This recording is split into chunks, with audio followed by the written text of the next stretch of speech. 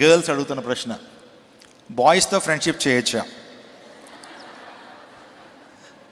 Okay, I mean classmates. అంటే boyfriend అనే పదం వేరు, బాయ్తో ఫ్రెండ్షిప్ చేసే పదం వేరు. బాయ్స్తో ఫ్రెండ్షిప్ చేయొచ్చు. బాయ్ ఫ్రెండ్ చూస్ చేసుకోవాలంటే మీ అమ్మ నాన్నని అడగండి, నన్ను కాదు. Anyways, friendship is very good. బాయ్స్తో అయినా సరే, గర్ల్స్తో అయినా సరే. బాయ్స్ని ఫ్రెండ్స్ చేసుకోవచ్చు, గర్ల్స్ని ఫ్రెండ్స్ చేసుకోవచ్చు.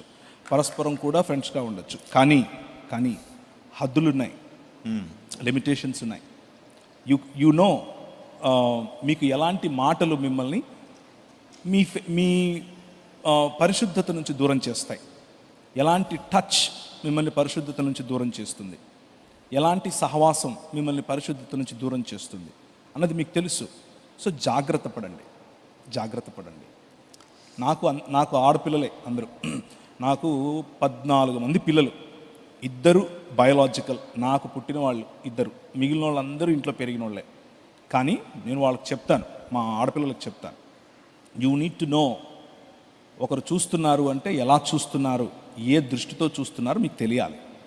ఒకరు టచ్ చేస్తున్నారు అని అంటే అది గుడ్ టచ్చా బ్యాడ్ టచ్చా మీకు తెలియాలి. అదే పనిగా దాని గురించి నా భార్య వాళ్లకు క్లాస్ తీసుకుంటుంది.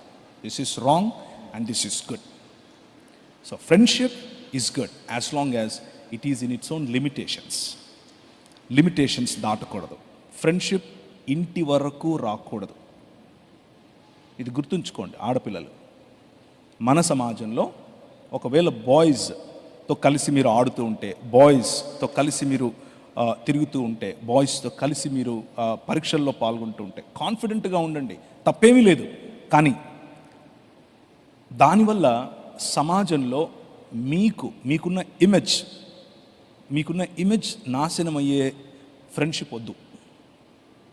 ఆ ఫ్రెండ్షిప్ మీ ఇంటి దాకా రావడం వద్దు.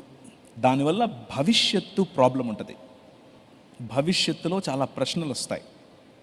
అలాంటివి రాకుండా మేనేజ్ చేయడం కోసం చేయడం మంచిది. కాబట్టి వీలైనంత వరకు మీకంటే చిన్నవాళ్ళను తమ్ముడు అనే పిలవండి, వీలైనంత వరకు మీకంటే పెద్దవాళ్ళను అన్నయ్య అనే పిలవండి. ఫ్రెండ్ అయినా సరే అన్నయ్య తమ్ముడు అనే పదాలు మంచివి, వాటిల్లో మనకు మంచి బంధం ఉంటుంది.